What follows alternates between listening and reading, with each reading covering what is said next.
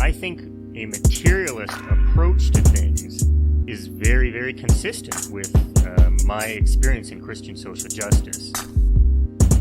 I feel like the deeper I get into anarchist practice, the deeper my faith is getting at the same time. I would hope that, securing means of life for all would be something all people of faith would say, oh yes, that's at the basis of what we believe. Those who are most marginalized know the most about the true, the good, and the beautiful. To me, it's less that I think building class solidarity is a bad thing, as much as it seems like if you don't attend to things like anti-Black racism, that's always going to get in the way of building class solidarity, actually. And when you go back, you find that a lot of revolutionary grassroots participatory movements, the precursors to what you could call the barrio assemblies and these grassroots neighborhood organizations, a lot of these were sponsored by the church. What does it mean to say that the Christian tradition is internally contradictory and there are antagonisms there and you're always being faithful to some aspects and betraying other aspects? Welcome to the Magnificast, a podcast about Christianity and leftist politics. Usually, I'm your co-host, but this time, I'm your interviewee, Matt Bernico. That's right, and I'm your co-interviewee, Dean Dettloff. That's right. If you guys don't know, we were on Revolutionary Left Radio earlier this week with Breht O'Shea, and we did a cool kind of talk and interview with him about Liberation Theology. Yeah, that's right. If you've never heard Revolutionary Left Radio, it's a really great podcast. They've been around, I guess, as long as we have, or even a little bit earlier. We were on their show a long time ago, and Brett's been on our show a couple of times as well. A long time ago, we talked to him about net neutrality. That was kind of a extremely topical episode, but very cool. And more recently, we talked to him about James Connolly, the Irish revolutionary and the Easter Rising. So you might have heard that already, but it was great to be back at RevLeft Radio and talking about Liberation Theology, really doing that good evangelical work of, bringing the story of revolutionary Christianity to a broader leftist audience. Yeah, it was a really cool episode. So instead of just talking about something else this week, we thought we'd put it here. And if you want to listen to our podcast this week, you have to listen to it. So one way or the other, you're going to listen to us talk about Liberation Theology. So here it is. I'm Dean Dettloff, one of the co-hosts of the Magnificast. I'm a Catholic, a communist, and I live here in Toronto, Canada. And I'm Matt Bernico, the other co-host on the Magnificast. I am Episcopalian, a communist, and a labor organizer in St. Louis, Missouri. Beautiful. Well, for people that have listened to RevLeft for a while, you might remember Dean and Matt from a very early RevLeft episode on Christian socialism. So I'm happy to have both of you back on to tackle this topic, which I've wanted to tackle for a long time, and that is liberation theology. I know you both mentioned your religious and political identifications. Can you talk, before we get into the topic itself, maybe a little bit about how you've sort of woven your religion and politics together, and maybe, some of the pushback you might get from the broader Christian community? I see sometimes you guys go into war with other reactionary Christians on Twitter, so maybe we want to talk about that for a second? Yeah, for sure. I don't know if I have anything really too profound to say about it, honestly. I just, I think that Christianity is at its best about loving other people and serving God and serving people. That's what Jesus was all about. That's what a lot of Christianity is about. And I think that being a communist and being a Marxist particularly helps me do that better and helps me kind of understand all of the things that are wrong with the world in sort of a systemic way. And, if you want to really love your neighbors, you might need to figure out how to seize the means of production first. Absolutely. Yeah, I think that's right. I mean, we do get some pushback from other Christians. Obviously, it's no secret that by and large, Christians don't seem to make good on that promise to take care of the poor and look after the least of these and all that kind of stuff. So, we're not naive about that. A lot of the stuff that we talk about on the Magnificast is trying to figure out exactly why our co-religionists, if you will, are doing a bad job, or, what makes them think the way they do and all that kind of stuff. We get some hate mail, as you might expect, but it's encouraging. There's been, I think, a lot more Christians tackling questions about socialism and Marxism in the last few years, even since we started our own podcast. So yeah, it's a mixed bag, and we're trying to find our place within it. Yeah, absolutely. It is probably worth saying that last time we were on Rev Left, 1,000 years ago, right afterwards, somebody wrote a very mean article about us on a Catholic hate site. So that's cool. Oh, wow. That's right. So we get a little bit of pushback from other places and negative publicity, and it's all right. Now, do you think that's a direct result of our Rev Left episode, or just coincidental? Well, it cited the Rev Left episode in the article, so I guess so. But we're not mad at you about it. It's fine. That's hilarious. Yeah, sorry about that. It's funny that you mentioned the whole idea of Christ being about serving the people, about Christianity being about serving people. And I was thinking about this today. I was out fishing and listening to some Buddhist philosophy, and like many Buddhist teachers will again and again talk about the need to stop obsessing about yourself, and a main mechanism of doing that is to serve other people, to make your life about service to others. And then, of course, in the communist tradition, obviously huge with Mao, but across the communist tradition, there's this urge to go out and serve the people, feed the people, meet the needs of the people. And Christ himself obviously is another representative of that. So I like those intersections where time and again the things that I become deeply interested in keep pushing me towards this idea of increasing service to other people. And so that is good to talk about, because that is in a large part some fundamental pillar of liberation theology. So before we get into the details, for those who might not know, can you just give us a kind of a quick definition of what liberation theology is, and then maybe talk about when and why it arose formally as a significant religious and political current in our world? Yeah, I'll take a stab at beginning, Matt, and you want to take over maybe partway through to fill in the gaps. Mm-hmm. Yeah, liberation theology is a complicated thing because it's a name for a really loose collection of theologians around the world who try to think about their faith from the perspective of oppression and liberation, and people who also try to translate those faith traditions into social action. So there's a lot of different strands of liberation theology. Some people have a habit or tendency, or it's very popular to kind of say that any kind of faith tradition that is radical or political is liberation theology. That's not exactly true. There are other kinds of revolutionary theologies that are different, and maybe we can talk about that later on. But as it relates to liberation theology specifically, there is Black liberation theology, there is womanist theology, which is pioneered by Black women and deals with Black women's experience. There's liberationist eco-theology, all these different kinds of strands, queer theology, etc. Basically, if there's a liberation movement, there's probably a theology for it. But I think in terms of where it comes from is maybe the best way to locate some kind of unity to it. So it emerges really in the late 60s with people, especially in Latin America, like Gustavo Gutierrez, who's a Peruvian theologian, Leonardo Boff and Frei Beto, who are Brazilian theologians, lots and lots of names that we could say, but it emerges really in Latin America in the late 60s and early 70s.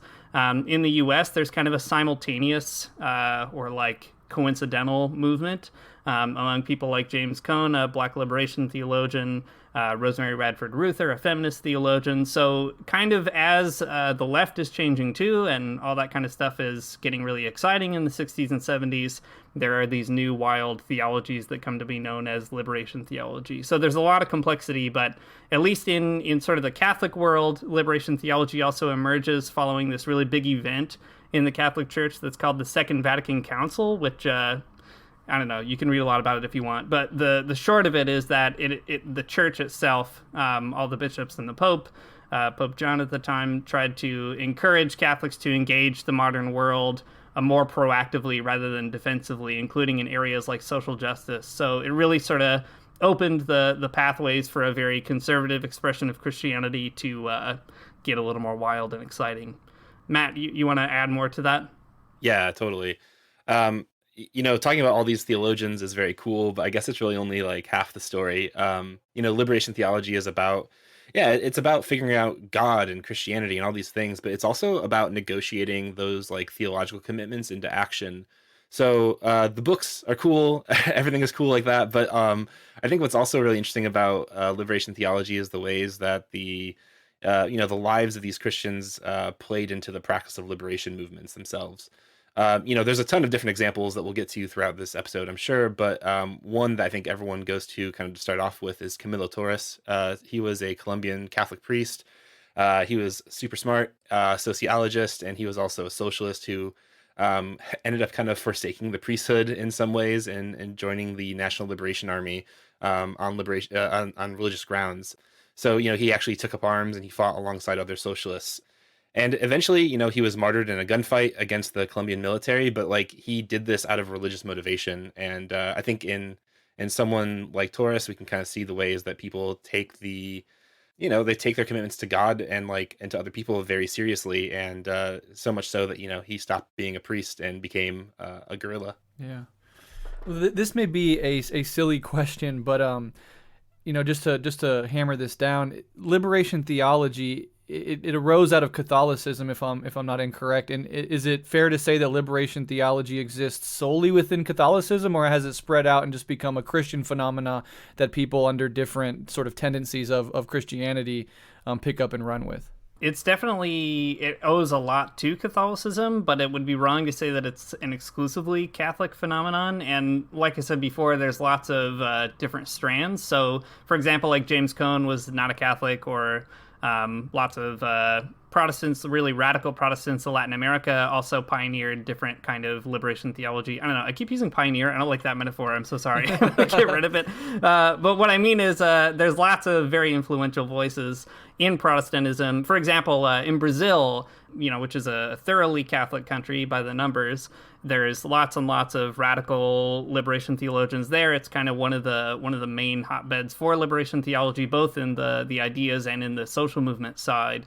But there's also lots of important Protestants there, like a guy named Rubem Alves is one of the most famous, who's a Protestant, trying to think about liberation theology, outside of the Catholic Church. So all that to say, the Catholic side is very important genealogically and historically, and even in terms of influence. I think Catholicism is kind of when people talk about liberation theology, it's not wrong to sort of associate that automatically with Catholicism, but it's important to recognize that lots and lots of Protestants too, especially in the United States and in Canada, which are largely Protestant countries, they sort of took it in some different directions. I see. That makes sense. Okay. So can you talk a little bit more about the ideology of liberation theology insofar as there is one, and sort of what elements of Christianity and Marxism it emphasizes? Yeah, definitely. Well, okay, we can start with Christianity and then kind of go from there.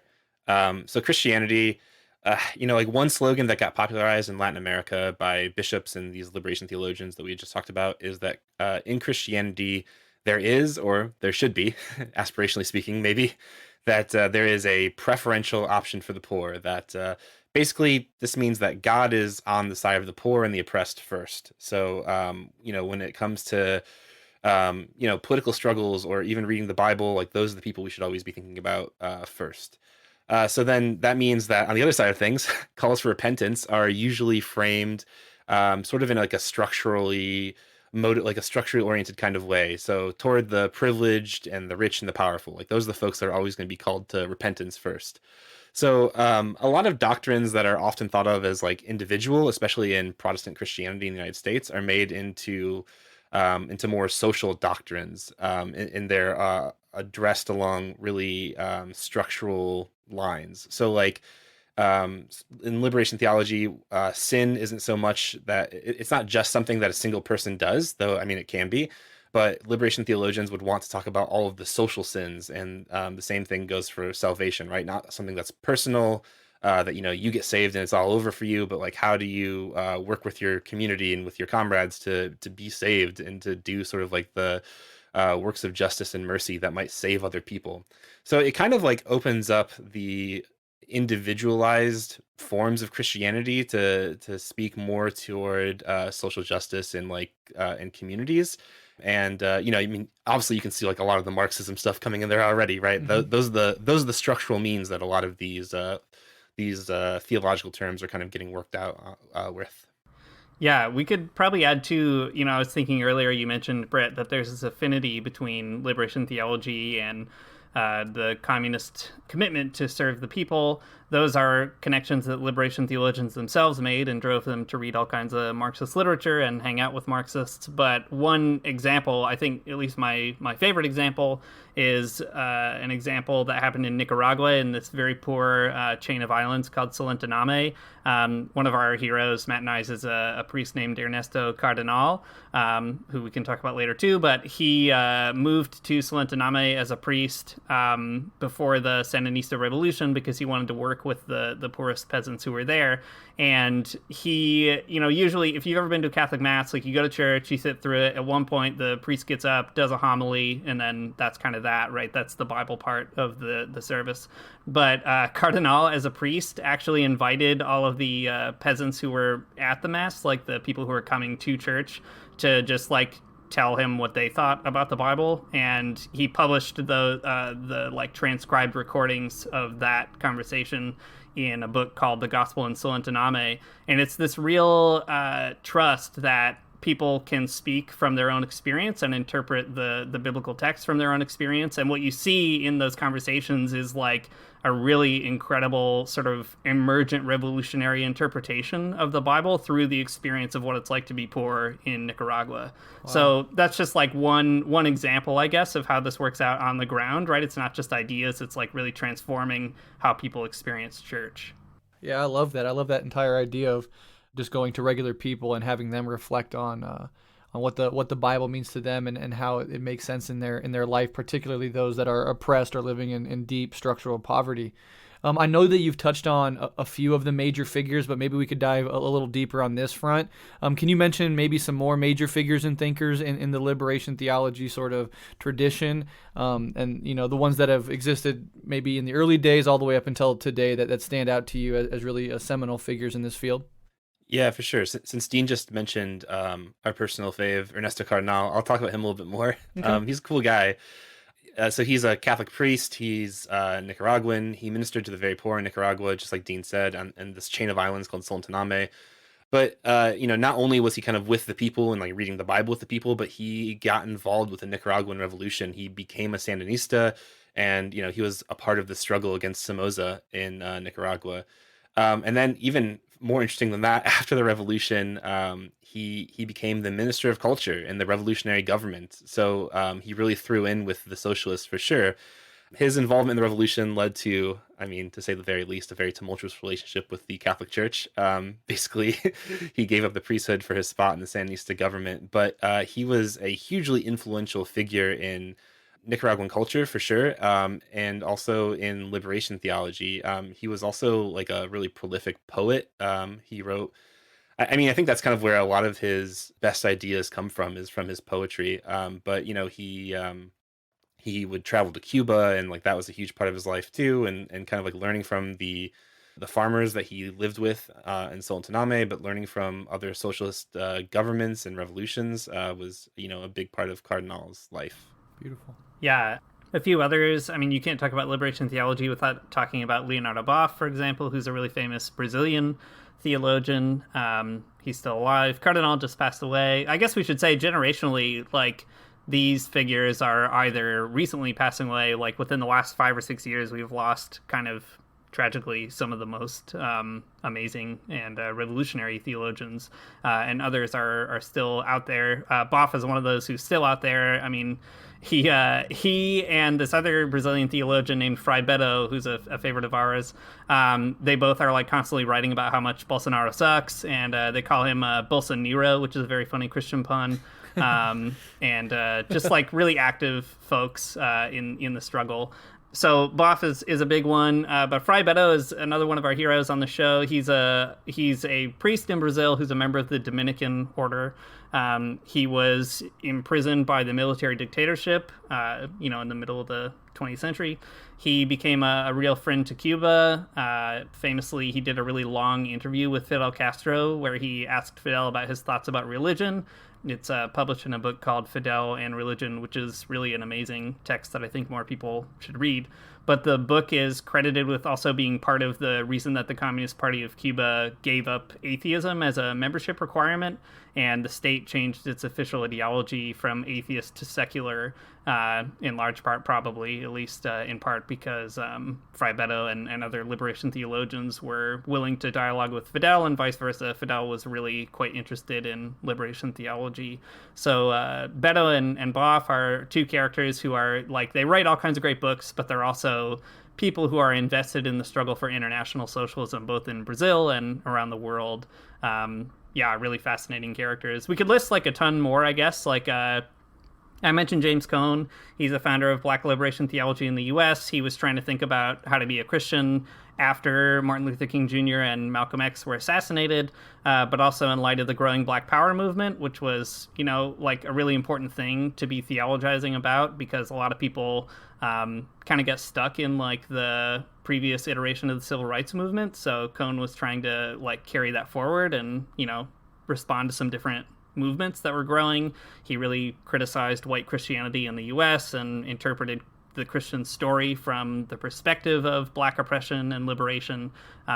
Really an important character, I think, for understanding U.S. politics in general, not just Christianity. Maybe one other person, there's like so many people that we could name and they're all very cool. One would be Marcela Altis Reed. She was an Argentine theologian who passed away as well, but she was part of a sort of younger generation of liberation theologians wrestling with the oppressive ideologies that were still operative within liberation theology. So it's a self-critical tradition. She developed like a really important and influential queer liberation theology that tried to criticize the heteronormativity that was still part of a lot of liberation theology. So it's important to attend to those figures too, right? Like the tradition is kind of always wrestling with itself in light of that horizon of liberation. And what's so impressive about it is that theologically, these are people who are not willing to necessarily retreat into like a conservative defense of whatever this or that doctrine, but are really trying to learn from the experience of people who are being oppressed. Yeah, beautiful. Are either of you familiar, and this is sort of a side issue, but are either of you familiar with the Christian mystic Thomas Merton? Yeah. Yeah. There's some interesting connections between Merton and liberation theology as well. Ernesto Cardinal, the guy from Nicaragua that we've been talking about so much, he for a time studied with Merton even. So there's a strong connection between Cardinal and Merton. Both being kind of poets and stuff too. In fact, Merton almost went to Solentiname with Cardinal, actually, to establish the community there. He was kind of like wanting to get out of Kentucky. And he was pretty close to going, but his order, at least if I remember the story right, the Trappists stopped him from going because they were like nervous that he would get a little too wild and revolutionary. And at one point, Merton and Cardinal, their correspondence was barred by Merton's order because they were like, Cardinal's a bad influence. So, there's a really kind of interesting, Merton has kind of a weird relationship to revolution. I don't want to like make him sound too radical, but he could have been probably further radicalized, I would say. Absolutely. That's so interesting. I had no idea. I just, I've gotten into to Merton throughout my life and have recently gone back to one of his works, No Man is an Island, and working through that again.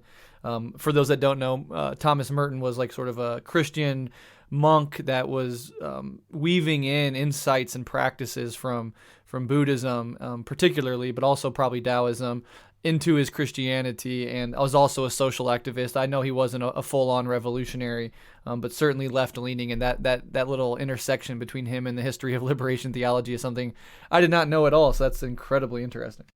Man living under certain economic conditions is no longer in possession of the fruits of his life.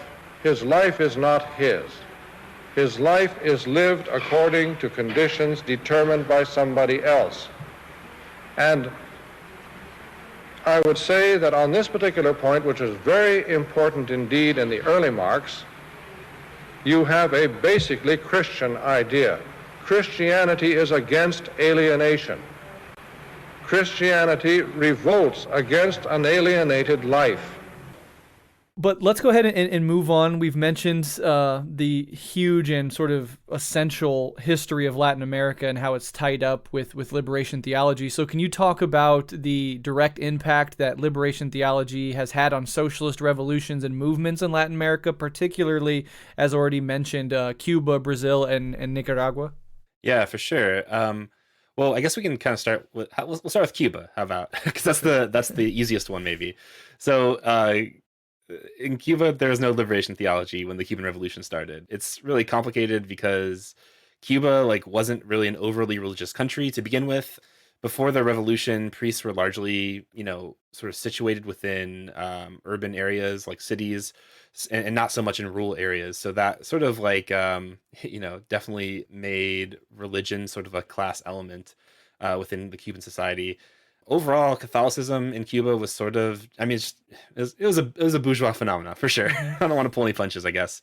Though after the revolution, liberation theologians thought of Cuba as sort of like a success story about what was possible with regards to socialism.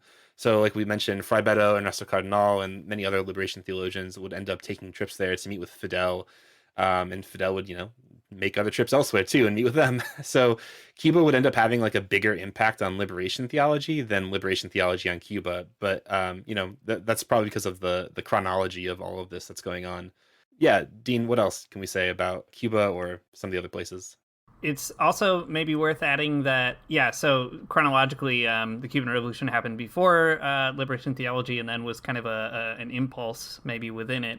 But subsequently, as Matt was mentioning, liberation theology has an effect on Cuba going forward, right? Opening up some of Cuban society to kind of think about the revolutionary potential of religion in important ways that did affect the country's developing policies toward religion. And of course, Pope John Paul II and Pope Benedict and Pope Francis all visited Cuba during their papacies, which is very important for a lot of reasons. But all that to say, there's a kind of interesting dialogue there. Other countries are obviously far more affected, like Brazil.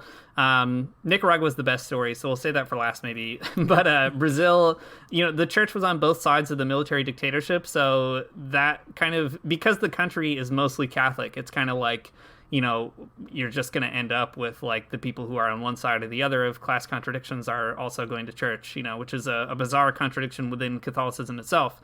But after the dictatorship was deposed, the Brazilian, and during too, I should say, the resistance, the Brazilian Catholic Church and a lot of Protestants were really quite radical, and people trusted like progressive bishops, for example, as authorities to lead them into different struggles, or important priests like Beto and Boff. So in Brazil, they organize these things that are called base communities, which are communal organizations that kind of provide the seeds for things like trade unions and literacy programs and peasant federations. People might know about somebody like Paulo Freire, the critical pedagogy founder, really incredible character. He was a Christian and a liberation theologian in addition to being all kinds of other things, and he was part of these base communities as well. So these are kind of like, they're like more than civil society organizations, but less than like a commune, I guess you could say, if you had to like figure out exactly what they are. And in Brazil, like bishops were a pretty big thorn in the side of Pope John Paul II, who was a pretty anti-communist pope, to say the least, and Cardinal Ratzinger, who was kind of like his like doctrine cop, and Ratzinger would become Pope Benedict later. So the Brazilian bishops were really in massive conflict with the Vatican for all of that period. A lot of them were disciplined or silenced, which means they like couldn't publish books or give public talks and stuff like that. So there was a real struggle emanating both from the Vatican and then also within society itself, of course. And the last thing to say about it is like movements in Brazil, like the MST, the landless workers or landless movement, and then the Workers' Party, they owe a lot of their popularity to organizers influenced by liberation theology and to explicit endorsements from bishops and popular priests. So in a place like Brazil, liberation theology is not just kind of like a thing that you might be curious about. It's like a piece of public life or a piece of the political tradition in a way that's kind of hard to imagine in somewhere like the US or Canada, maybe. Matt, do you want to say something more about Nicaragua? Yeah, for sure. Well, I mean, like you said a minute ago, Dean, Nicaragua is like the most successful experiment in bringing together liberation theology and a socialist revolution and like a party. In the end, 4 priests took up posts in the Sandinista government, which is pretty significant. There were also just a ton of faithful lay Catholics in the government as well, and that fought in the revolution. There was movement in both directions during the revolution too, I guess. I'm not trying to say that Christians are all on the good side, but sure. they're on both sides.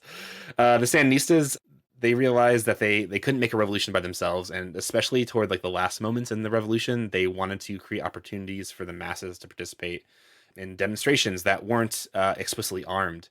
And they saw relationships with the church as like an important presence to like sort of mediate between the armed struggle and more like civil disobedience and other types of demonstrations. So priests like Ernesto Cardinal, meanwhile, had been like organizing people in remote areas since before the Sandinistas even took up arms. So there's like revolutionary energies there amongst sort of like the poorest of the poor. Cardinal was like really impressed by Fonseca and the other revolutionaries, and a lot of other people in his Christian community ended up fighting in the Sandinista army and like giving their lives to the revolution. So yeah, those like it's actually really interesting because in some of the literature in Cardinal's book, The Gospel in Solentiname, you know, he'll be reading the gospel with like these peasant farmers on this island, and then later you can kind of follow their story later on and like what they did in the revolution, and you can kind of see their progression as people. Really interesting documentary texts on these people, but yeah, you can kind of see them how they've gone from sort of these like Christians in this really small community on an island, and then they end up fighting in the revolution. It's pretty wild. Beautiful. Yeah, that's incredible. And I know you mentioned a little bit of the history of the U.S., but I want to kind of dive a little bit deeper into that. So what has the history been of liberation theology and that tradition in the U.S. specifically, and how does it differ from or even intersect with other major currents of American Christianity? It's a really good question. You know, we mentioned there's lots of different strands of liberation theology that are formed in the U.S. Black liberation theology is one of the most kind of famous and probably like more obvious places to look, I guess. But certain kinds of feminist theologies were produced in the United States. In the 60s and 70s, there were lots of like big forums for theological discussion about liberation. And there was all kinds of interesting connections, but also like really important disagreements among theologians about trying to sort out like how to talk about oppression and liberation in Christianity. There was a really important like indigenous or Native American liberation theology movement within Christianity. You know, so all these things are kind of finding a voice, as many other social movements are finding a voice too. So that is totally present. In the 70s and 80s in the United States, the liberation theology from Latin America also gave like a lot of energy to leftists in the US. Maybe like one example would be in Chile, there was this movement called Christians for Socialism, and it spread throughout North America. So it was founded in Chile to support Salvador Allende. It was a group of nearly 100 priests and then a lot of lay Catholics too, who were kind of like, all right, we're going to do this thing. We're going to be part of this project as Christians specifically. After the coup, they obviously were in trouble, and a lot of them fled to the United States, and when they got there, they met up with other Christians they already knew, and that kind of exported liberation theology to the U.S. in one way. There's lots of other channels of export too, but as a result of that one specifically, there was a lot of Christian energy that was against like the coup in Chile, and there was a Christians for Socialism movement in the United States and in Canada that had been sparked by trying to be in solidarity with those folks. So, you know, by the 80s, that movement kind of dissipates, like the stories of so many things on the left. But anyway, it's a really important thing. Matt, do you want to maybe talk about how that relates to other kinds of Christians in the U.S.? Yeah, I mean, back before the 80s, liberation theology intersected with all kinds of other like progressive Christian denominations and groups as well. It's all like very messy. But yeah, like you said, Dean, it just sort of like follows the same path as the left in general, sort of waning and losing steam in light of state repression and like also like church repression, neoliberalism, you know, the collapse of other things that it intersected with, like the radical trade union movement and like anti-imperialist movements. So as those things kind of waned, a lot of like the energy of liberation theology in the United States did as well. Yeah, I mean, we can talk about we can talk about the rest of it later, like what happens to it Okay. in a minute. But yeah, and that's kind of like what it looked like at its height in the United States. And I was wondering, as you were giving that answer, are there like, you know, if liberation theology represents the revolutionary side of the Christian sort of perspective, what are the most reactionary strains of American Christianity in the last few decades, up even till today? White evangelicalism. Just as a whole movement? Yeah, I think it's all bad. And is the prosperity gospel fall out of that? Oh boy, Dean, what do you think? It does and it doesn't. Like, a lot of evangelicals don't like the prosperity gospel because they rightly understand that, like, the prosperity gospel is just, like, an extremely cynical abuse of Christianity for the purpose of making money and nothing else. But, like, they wrongly don't think that that's what Republicans are doing, for example. So, yeah, there's all kinds of weird stuff going on. But I would add, too, like, white Christianity in general is the most reactionary force. Like, I don't know, elections are what they are, but, like, if you want to draw conclusions from them, like in 2016, the most reliable voting bloc that Trump had was white evangelicals, for sure. I mean, it was, like, overwhelming, like over 80% or something. But underneath that, too, like, every other Christian denomination, whether it's Catholic, mainline Protestant, whatever you can think of, when you sort the like the demographics by race, it's always the white Christians within those denominations vote for Trump. Either whether it's by a slight majority or a greater majority, it's always the majority over 50%. So, there's a real, like, Christianity does not at all sort of escape the racial dynamics present in the United States. But certainly, if you wanted to talk about, like, the most reactionary, it would definitely be white evangelicalism, I think.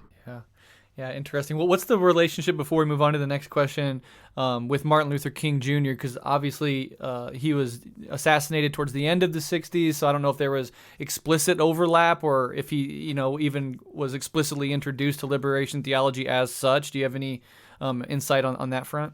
Yeah, a bit. I mean, he's obviously a towering figure in the history of U.S. Christianity in general, so everybody kind of has to deal with it at some point or another. Mm-hmm. But one thing that's really interesting is a lot of the, like, civil rights alumni, if you will, like the Christians who marched alongside Martin Luther King Jr., went on to really dialogue with liberation theology in important ways. All those people we just mentioned who were involved in, like, Christians for Socialism, for example, in the 70s and 80s, almost all those people were, like, first activated by the civil rights movement and by resistance to the Vietnam War.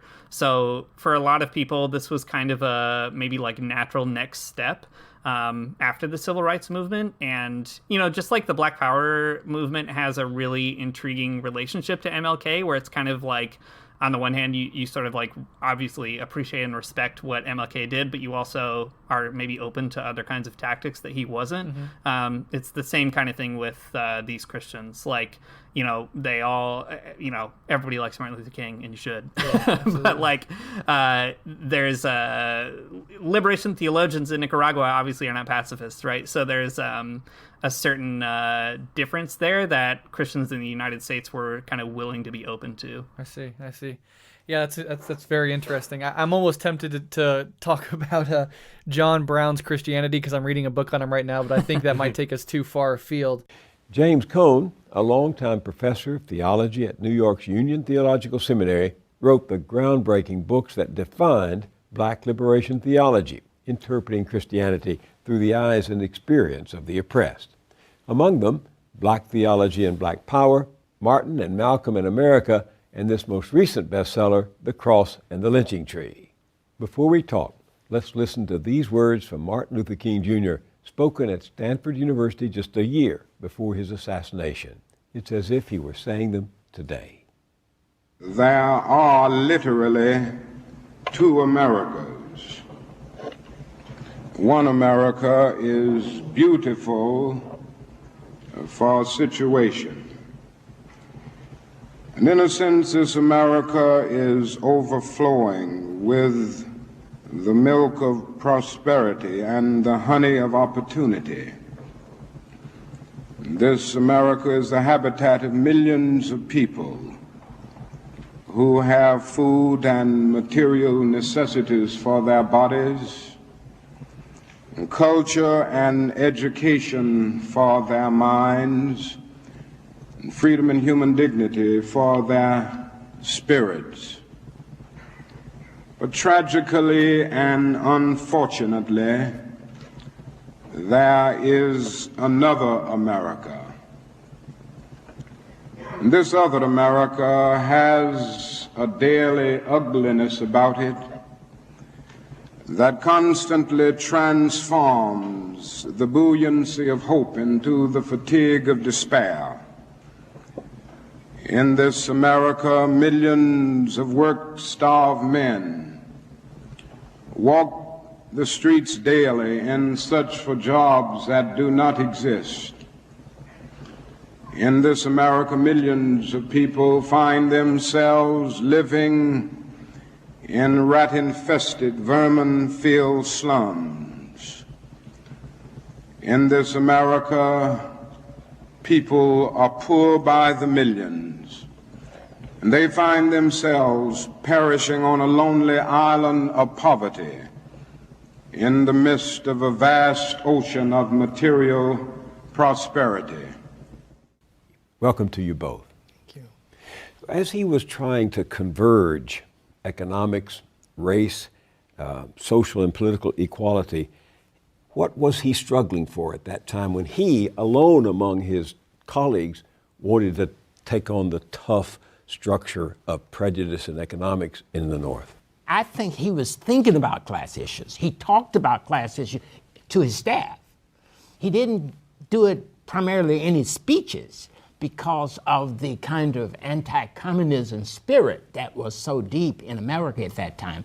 But on many occasions, he talked about the economic and about America having 40 million people who are in poverty, in the richest country in the world. He was talking about restructuring everything. And if you talk about restructuring, you're talking about class too. Yes, you have to understand that some of this class tension was also within the black community. That's right. Some of King's most stinging speeches were to the members of his own, like Alpha Phi Alpha fraternity, saying you spend more money on liquor at your annual convention than you contribute to the NAACP. We're more concerned about, I know ministers who are more concerned about the wheelbase on their Cadillac than they are the spiritual base of their commitment to this world. So King drew an awful lot of sustenance and biting challenge from the basic notions of, I think that his favorite parable was the parable of Lazarus and Dives in Luke, about not noting. It was about the rich man who passed Lazarus begging at his door and didn't notice him and went to hell and saw Lazarus up in heaven. And King interpreted this thing as saying Lazarus, the rich man did not go to hell because he was rich. He went there because he didn't notice the humanity of the man he was passing at his gate, and that it was about humanity. Remember how the sanitation strike started. It started because two members of the sanitation force were crushed in the back of a garbage truck that was a cylinder, one of those compacting cylinders, in a torrential rainstorm, and they were not allowed by the city to seek shelter in storms because the white residents didn't like it if the black garbage men stopped. All the garbage workers were black. And so they weren't allowed. The only place they could get shelter, and they wouldn't all fit in the cabin. So the ones that could fit in the cabin, and two of them had to climb in the back with the garbage, and a broom fell on the lever and it compacted them with the garbage. And that is the origin of the slogan, I am a man, not a piece of garbage. And that connects to King's philosophy. And the sanitation workers carried those signs, remember, I am a man. I am a man. And to them, that was about Ethel Cole and Robert Walker, their two friends who had been literally crushed with the garbage and nobody noticed. And King is saying, you're going to go to hell as a nation if you don't notice the humanity of Ethel Cole and Robert Walker. And that's why justice is so central for King, and why poverty became the focus of his ministry after that civil rights and voting rights, because the civil rights and voting rights is not going to get rid of poverty. And so King saw that as central. Let's listen again to Dr. King from the speech he made to those striking sanitation workers in Memphis just weeks before he was shot to death. What he said about poverty still rings true. Do you know that most of the poor people in our country are working every day?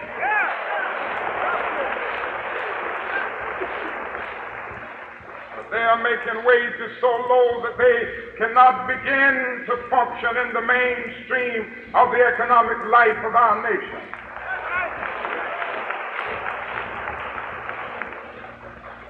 These are facts which must be seen, and it is criminal to have people working on a full-time basis and a full-time job getting part-time income. Could anything be more current right now? No, it's hard to imagine, and of course it's chilling to think what the distribution of wealth was when he made that indictment compared to what it is now. It is much more skewed now than it was then, and it was bad then. So you really get a sense of King's power. So obviously liberation theology extends, well beyond the Americas. Can you talk about some of the movements around the rest of the world outside of Latin and North America? Yeah, I mean, there are liberation theology movements, I don't know, basically everywhere.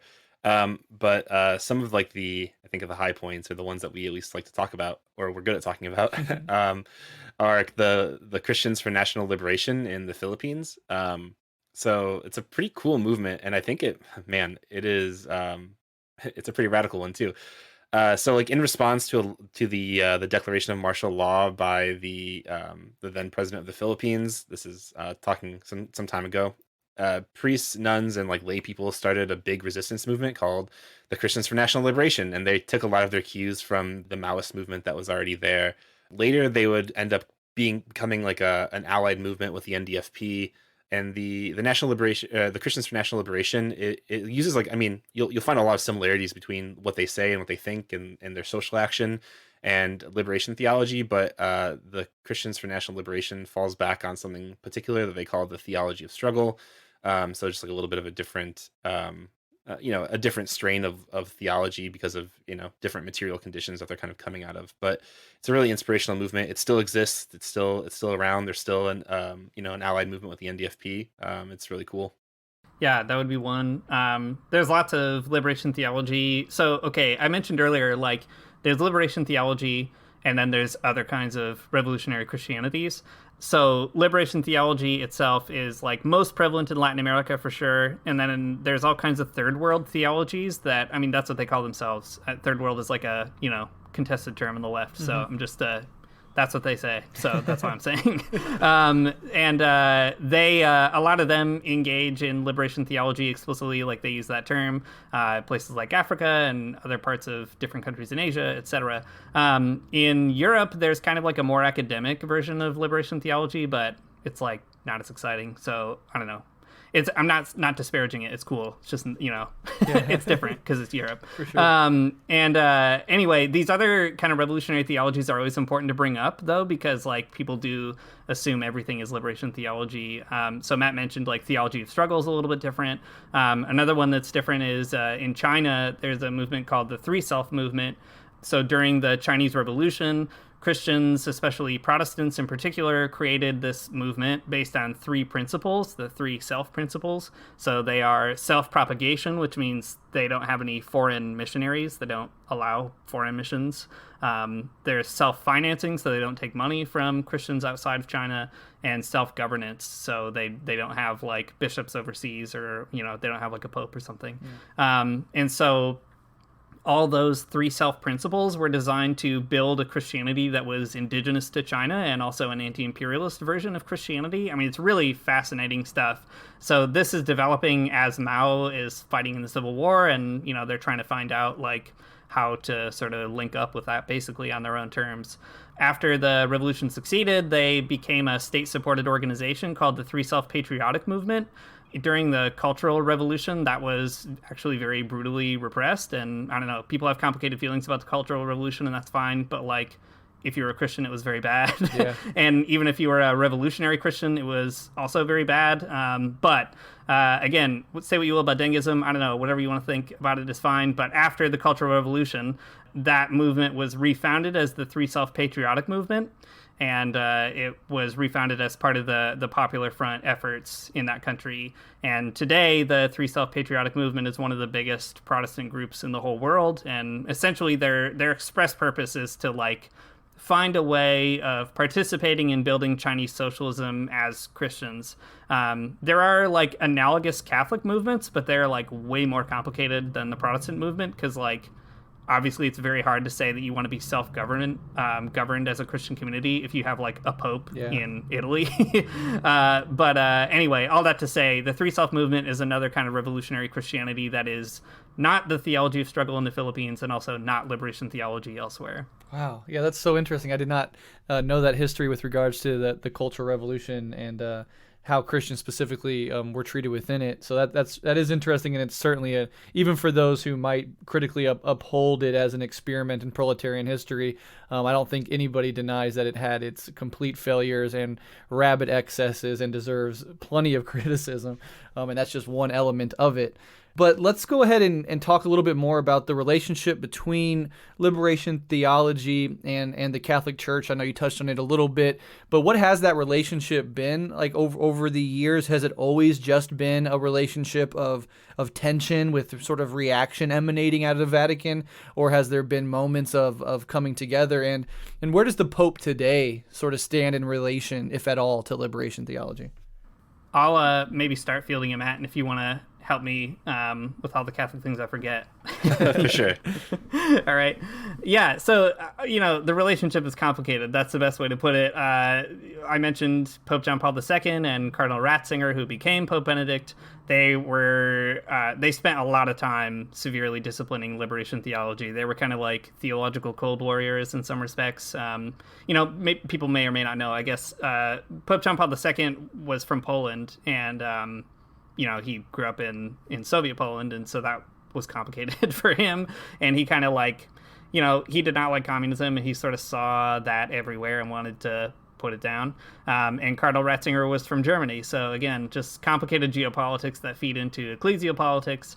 So people like Leonardo Boff, who we've mentioned several times, was someone who was officially silenced by the Vatican, which was like a global scandal. Like, people they were not into it. And Boff is like progressive in a lot of ways, but I mean, he was not like Camilo Torres. Like, he did not go buy a gun and like run into the mountains and quit being a priest. He was just saying like, hey, maybe there's other ways of doing this, and they did not like it.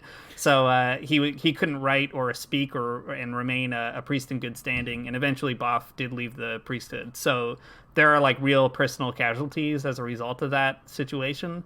And in amidst that tension, there were a lot of, people, I think, often look to the Catholic bishops as like a completely reactionary institution, and in many ways they are and can be. I mean, they are often some of the most reactionary people in the church.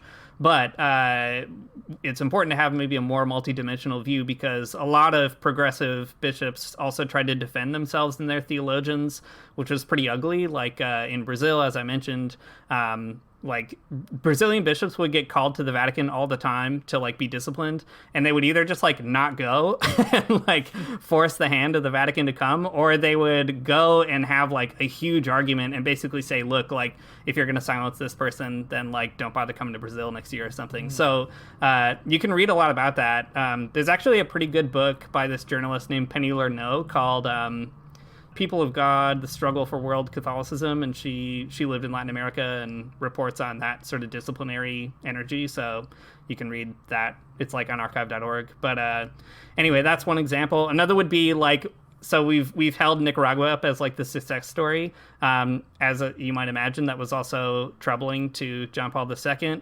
So when he went to Nicaragua in the 80s after the revolution succeeded, he was also pretty famously publicly heckled while he was saying Mass, which he did not like. And he was photographed chastising Ernesto Cardinal at the beginning of his trip, which really pissed off a lot of people in Nicaragua because he was a hero of theirs. So, it's not just the case that like the Vatican tried really hard to use its power to wipe out liberation theology, but they couldn't because people just resisted that. And they eventually were forced to try to affirm parts of liberation theology, and to greater and lesser degrees, I guess. So that's JP2. I'll make the rest of the story short. When Pope Benedict became the Pope, a lot of people thought that would be the end of liberation theology because his nickname was that he was God's Rottweiler because God, I hate that. he did not like liberation theologians and made that very clear. For what it's worth, Benedict did have some kind of like progressive things to say in a marginal sense, but not nearly as far as liberation theology. And all that, though, is very different from Pope Francis, who is the first pope from Latin America. He's from Argentina. He is not a liberation theologian, but he has rehabilitated a lot of liberation theologians, and he's clearly learned from that movement and is trying to like make a space for them in the church, whereas the church had previously tried to push them out. So to give you an example, like we mentioned, Cardinal was barred from being a priest because he chose to stay with the Sandinistas.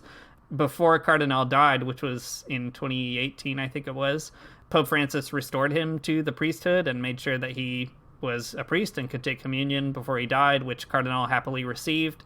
So that's like actually a huge deal, like a very big deal.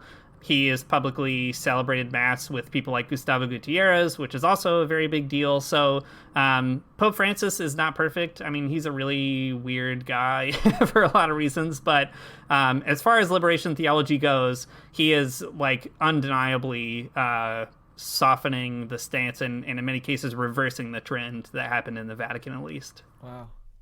Matt, did you have anything to add to that? No, I mean, I think that's good. Yeah. Dean's the Catholic here, so I'll let him talk about it. Yeah, that's really incredible. So, with Pope Francis, how would you put him on the political spectrum? Would you just say he's a left liberal, or is he even more radical than that? How do you think of him? Yeah, it's hard to say. I mean, like, Catholicism is a weird thing because it's not liberal as a religion.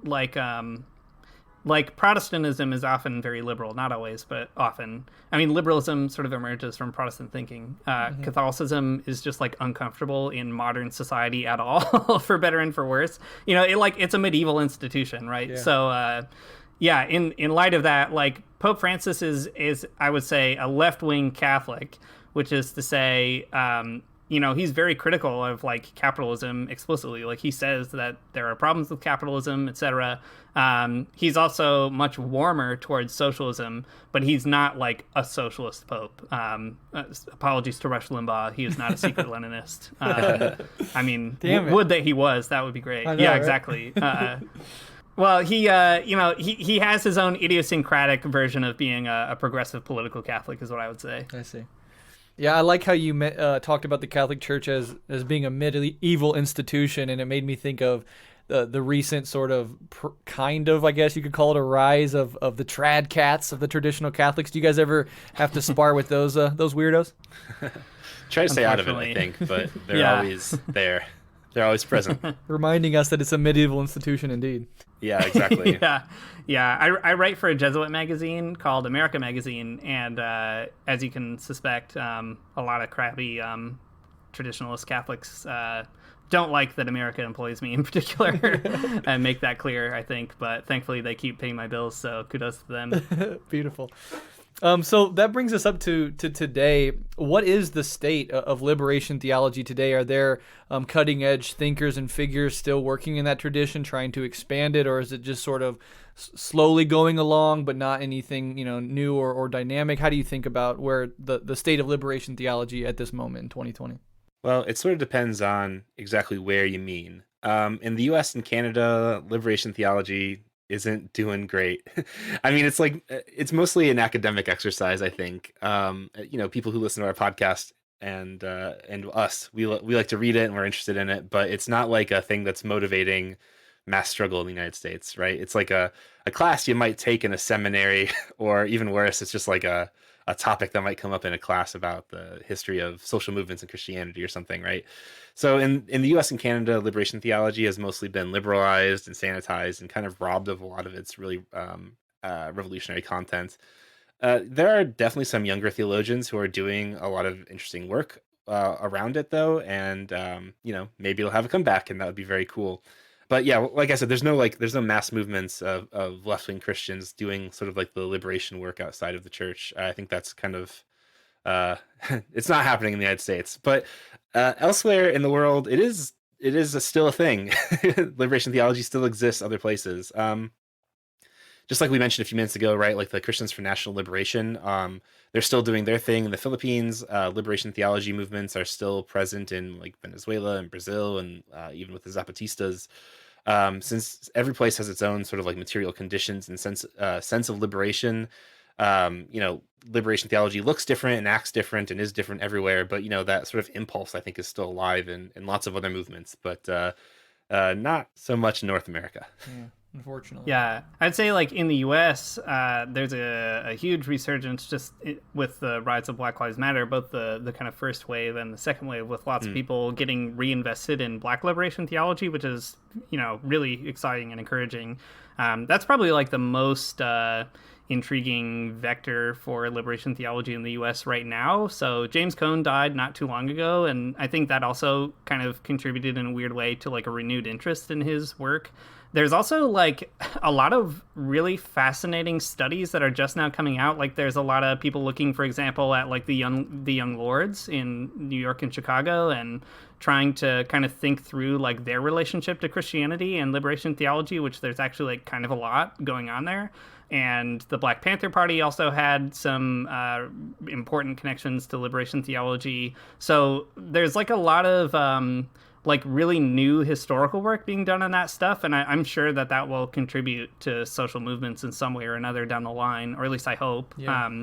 And like there's always Christians doing stuff. Like we shouldn't say that like liberation theology is dead, because it's not. But like Matt said, it's not the case that it's like it is in Brazil, right? Like in Brazil, you can like go to a rally and Leonardo Boff, a public theologian, is out there with a big megaphone telling you why like Bolsonaro is a big sinner and like good Christians should like oppose him. Like that's not really as commonplace like a U.S. rally, right? Yeah. So that's an important difference.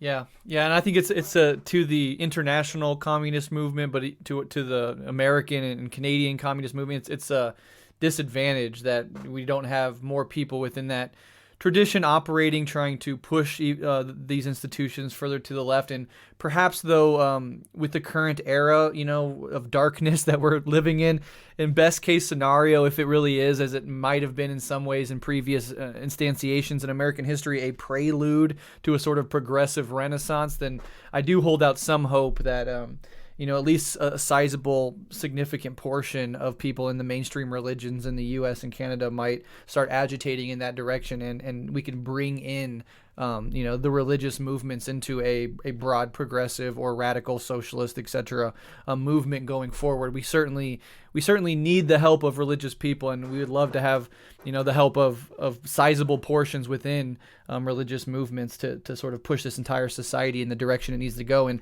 if you read the messages of Christ, if you read how Christ lived his life and the messages that he was trying to convey, it's very clear that the state of America today is in so many ways directly antithetical to what Christ's entire life was dedicated to, so hope that changes. Yeah, same. Yeah. So, the question of whether or not communist movements should embrace religion is sort of kind of passé at this point. Most communist thinkers today are past the point of emphasizing atheism or insisting communism must stand against religion. And in fact, I would argue that most on the sort of principled materialist left understand to some degree the important role that religion can play in liberation movements across nations and cultures. So instead of rehashing that specific debate, can you just talk about what we as revolutionaries, religious or not, can learn from the philosophy and the history of liberation theology, positioned as we are at one of the most precarious and important moments in I think, human history? Yeah, there's definitely a lot to say, and we probably won't say it all, but here's maybe a few ideas. So, liberation theology is something that is primarily concerned about the marginalized in history. That's its whole orientation, a preferential option for the poor. That's, the first step. And that makes it affirm a lot of Marxist projects. But it's also not reducible to Marxism, wholesale. They're not the same movement.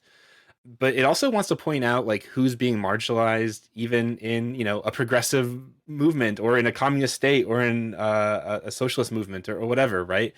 The way that liberation theologians do that is, I think, different than the way that liberals do it, and because they affirm like the very complicated histories of socialist movements, it's important to listen to liberation theology as, like Marx says, the heart of the heartless world. Mm-hmm. So I think that.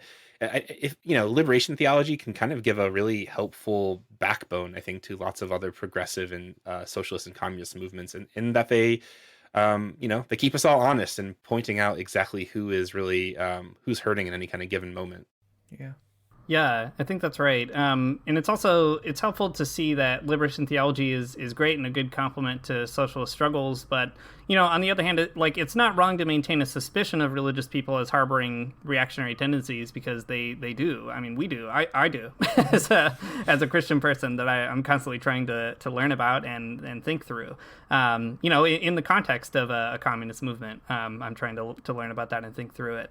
And I think, history shows us that there's a lot of examples when Christians choose the side of capital, but this also demonstrates exactly why socialists should open up spaces for Christians in the struggle. If you don't attend to religious people on their own terms, then they'll definitely find they'll be driven happily into the arms of right-wing forces that are ready to affirm that all the communists don't like your Christianity, etc. Fidel makes this point really effectively in Fidel and Religion, for example, if people want maybe like a communist authority to tell them that instead of me.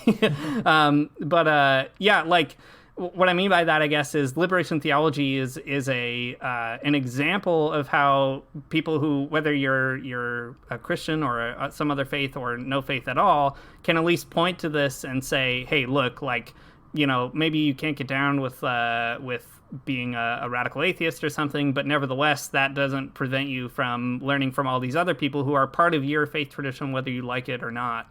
And that is an important sort of not only arrow in the quiver to attack right-wing Christianity, but also an important way to feel like you can authentically invite other people different from you into the struggle, which, let's face it, I mean, if you're going to have a successful communist movement in a place like the United States or Canada or whatever, you're going to have to find a way to at least talk to Christians, whether or not you like them.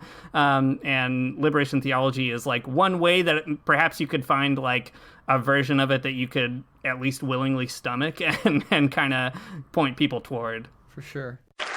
But no, when I got the news that my dear brother Barack Obama, President Obama, was going to put his precious hand on Martin Luther King Jr.'s Bible, I got upset. And I got upset because you don't play with Martin Luther King Jr. and you don't play with his people. And by his people, what I mean is people of good conscience, fundamentally committed to peace and truth and justice, and especially the black tradition that produced him.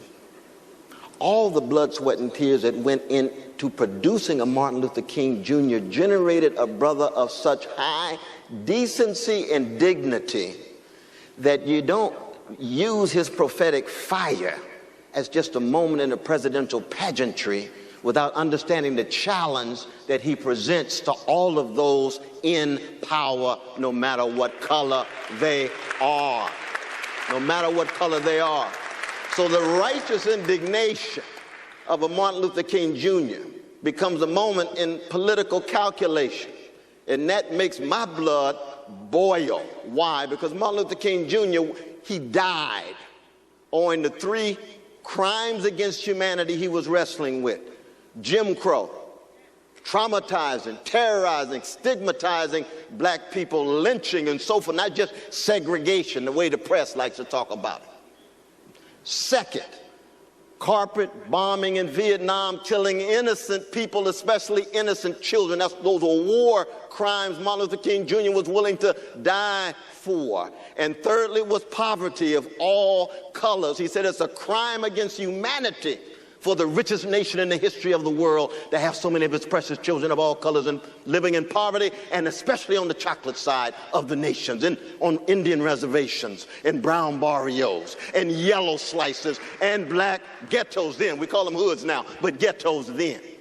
So I said to myself, okay, there's nothing wrong with putting your hand on the Bible, even though the Bible's talking about justice, and Jesus is talking about the least of these.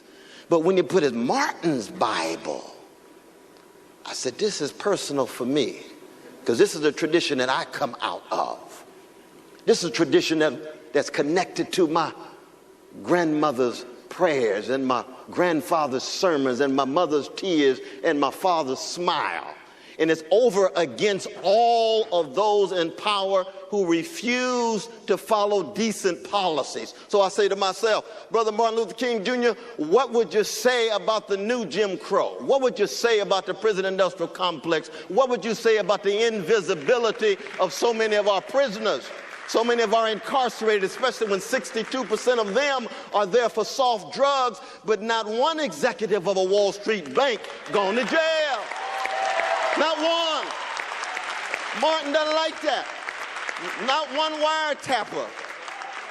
Not one torture under the Bush administration at all. Then what do you say about the drones being dropped on our precious brothers and sisters in Pakistan and Somalia and Yemen?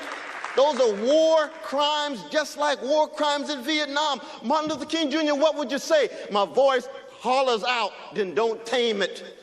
With your hand on his Bible, allow his prophetic voice to be heard. Martin, what would you say about the poverty in America now, beginning with the children and then the elderly, then our working folk and all colors, not just here, around the world? Don't hide and conceal his challenge. Don't tame his prophetic fire. So as much as I'm glad that Barack Obama won, I think that Brother Mitt Romney would have been a catastrophe, and I understand my Brother Newt told the truth of him about vampire capitalism, but that's true for the system as a whole, not just Mitt Romney in that regard.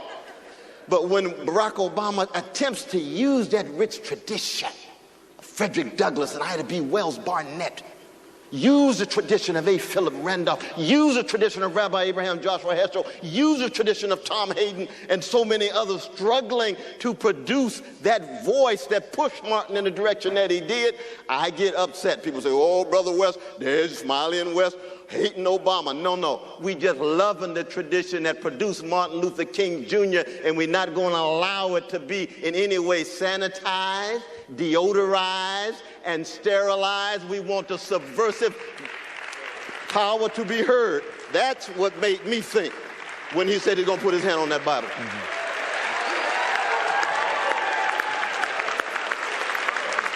And I'm praying for him. I'm praying for him. As is Newt, both of us Christians, you Catholic, I'm Holy Ghost funky, gut bucket Baptist, but we're praying for him. They're putting pressure on him. I would just urge people out there who are listening, regardless of sort of where you fall. I think plenty of people in our generation are maybe skeptical of mainstream religion, are agnostic or atheist. But I also think that there's a spiritual or even religious impulse in a lot of us that goes unnoticed, unfollowed up on, and sort of dismissed out of hand, or at least maybe even funneled into new directions or different directions that are less obvious and explicit. And I would just urge anybody listening who feels in their heart that they might have something like a spiritual or religious impulse to really follow through with it and to dive into this world of trying to understand yourself in relations to these movements and traditions. And Liberation Theology gives a foothold for somebody who might already be marinated in the radical left-wing traditions, but might not have fully followed up on their own spiritual or religious impulse. So I would urge you to do that. As always, Matt and Dean, thank you so much for coming on and talking about this. I really appreciated learning about this, and I'm going to continue to learn about this going forward. Before I let you both go, could you maybe give a recommendation or two for anyone who might want to learn more about Liberation Theology specifically, and then let listeners know where they can find you and your work and your podcast online? Yeah, read about Ernesto Cardinal. He's a great guy. I want everyone to know about my personal hero, Ernesto Cardinal.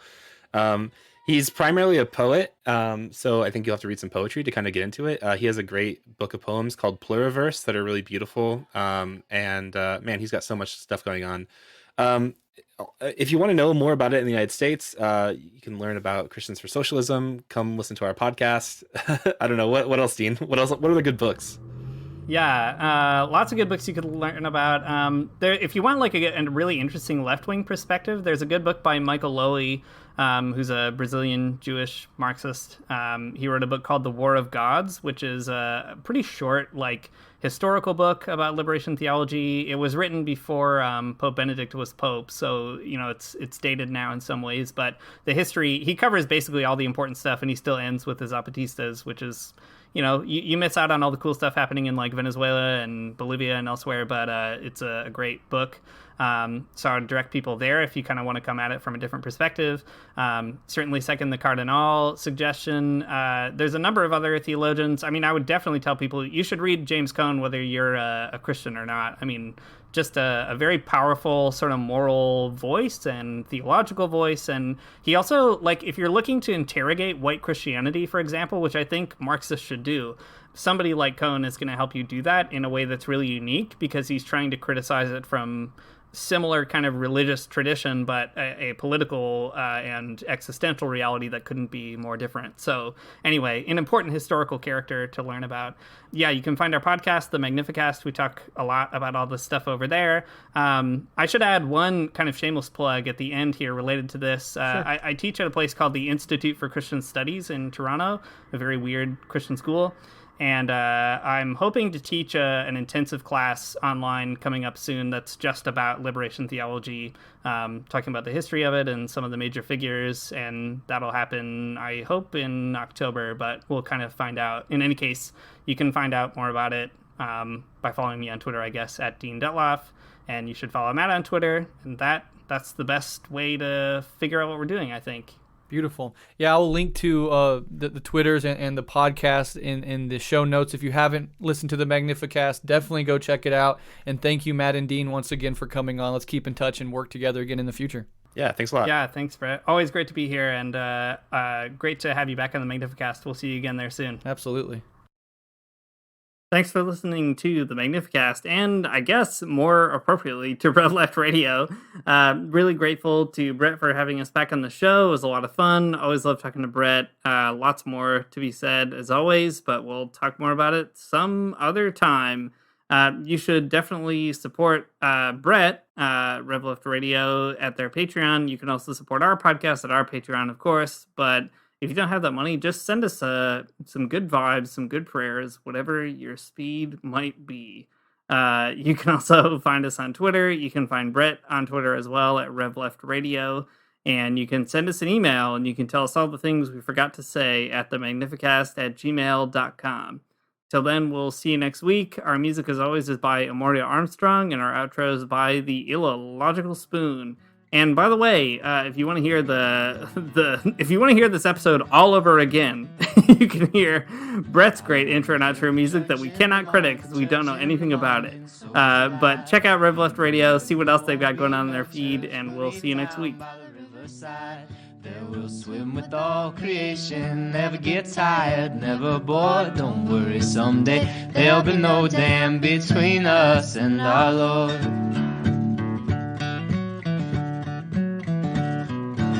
Jackson, you keep your hoods up. Well, you keep your hoods up and you stay up late. In Jackson, you keep your hoods up. Well, you keep your hoods up and you stay up late.